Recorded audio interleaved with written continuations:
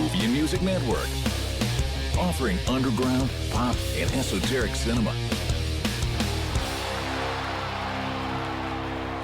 Discover more at movieandmusicnetwork.com.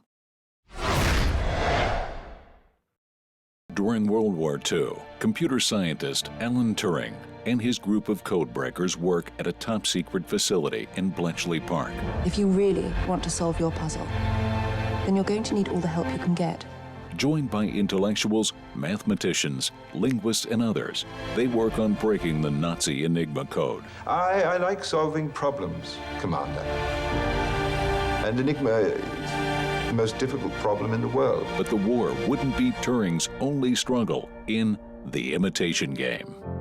Hi, I'm Kevin, and I'm here with Zorianna and Aaron. We're here today to discuss the new film, The Imitation Game. We've all just seen it. Zorianna, what'd you think? Well, first of all, I thought it was an incredible story. We've got a main character who's a genius, a war hero, who the fate of the world rests on his shoulders. He's a closeted homosexual. There are so many layers to this man.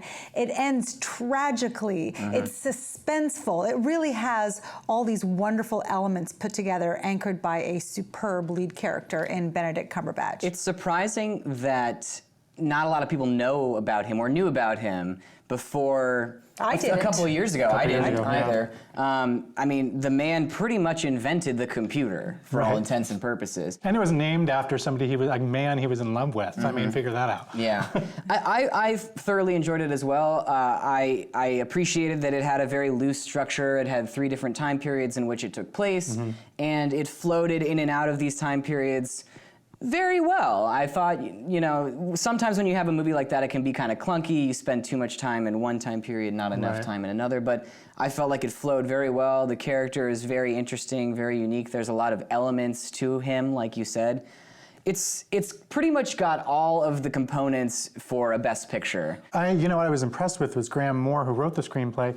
His credits are like 10 Things I Hate About You TV show, and that's it. And then he comes out with this. Yeah. And it was just so, like, it was funny, and it was intelligent, it was smart. The structure, like you guys keep on talking about, really worked. And I think in a lot of movies, that type of structure wouldn't work. You'd be like, oh, why are we going back into the past? But the way it put together, it seemed very natural.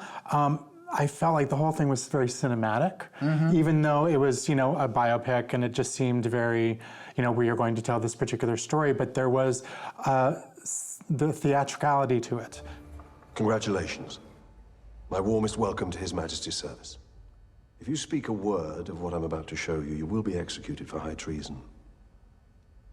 You will lie to your friends, your family, and everyone you meet about what it is you really do. And what is it that we're really doing? We're going to break an unbreakable Nazi code and win the war. There were so many subtle layers to his character. Yeah. Like you had said, he was almost autistic in a way. Or Asperger's. I was thinking there's definitely some sort of social issue. Yeah, he's very good at playing crazy geniuses. Yeah, so, Sherlock, but there was that. Khan, there was the vulnerability. There was the closeted homosexuality part. There was the love for Keira. I mean, there was so much that he was doing. But it all just worked so pitch perfectly. Well, also, he wasn't acting. It's what it felt like. I do think this is a performance that will get nominated for an Oscar. But then when I start thinking someone else who's deserving in that category, what comes to mind is the Stephen Hawking film, The Theory of Everything. Yeah. Now, the difference is Eddie Redmayne, completely Oscar-worthy, but that performance is a showy performance. That is someone who had to contort his body and play a particular Stephen Hawking character that's in a wheelchair, and that's very outward in addition to being inward. Would you like to play? Play? It's a game, a test of sorts, for determining whether something is a machine or a human being. How do I play? Well, there's a judge and a subject, and the judge asks questions, and depending on the subject's answers, determines who he is talking with, what he is talking with, and all you have to do is ask me a question.